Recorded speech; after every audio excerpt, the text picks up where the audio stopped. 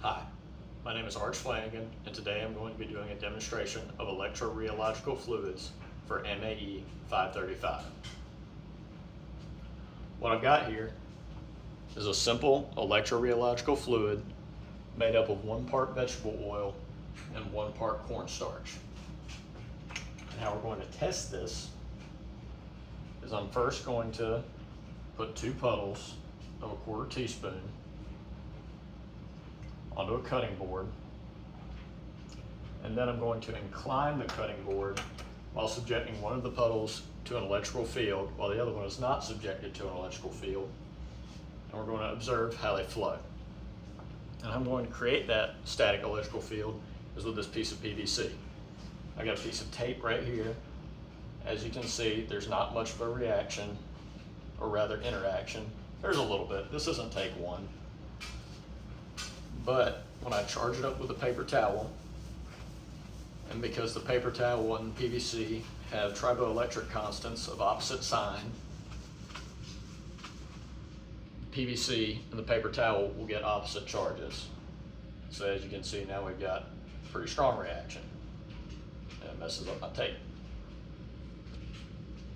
And so what I'm going to do is I'm going to hold this PVC over one of the puddles and incline the cutting board such that both of them flow downward. As you can see, we have our 2 puddles of our electrorheological fluid here. And so what I'm going to do is I'm going to tip it up and let them start flowing. Now we can see that the one on the left is flowing a little bit faster than the one on the right. So I'm going to put my PVC pipe on that one. And as you can see, it stopped flowing pretty much completely, almost immediately. One of the features of electrorheological fluids is that they have a very fast response time to an induced field. Now we can see that the puddle on the right is caught up to the puddle on the left and is in fact starting to go past it some. I'm going to remove my pipe from the puddle on the left and put it beside the puddle on the right, and we can see that that one pretty much immediately stopped flowing as well. Another neat but somewhat less demonstrative experiment that we can do with our electrorheological fluid is to pour our ER fluid in close proximity to a source of an electric field. What I've got here is a couple of cups, and what I'm going to do is pour the ER fluid from one cup to another in close proximity to the pipe. And what we'll observe is increased viscosity and reduced flow. And in fact, as you can see, we see some bridging from the ER fluid to the pipe.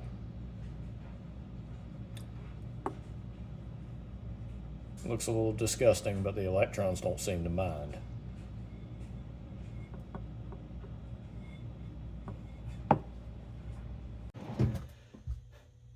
Now I'm going to give a brief overview of what's going on under the hood in our electrorheological fluid. When no electrical field is applied to the ER fluid, we have dielectric particles, in our case cornstarch, suspended in a non-conducting liquid, in our case vegetable oil. When we apply an electrical field, represented by the arrows here, since the particles are dielectric, they form regions of positive and negative charge. Because these regions exist, the particles are polar and form long chains, which provides the increased viscosity for our ER fluid.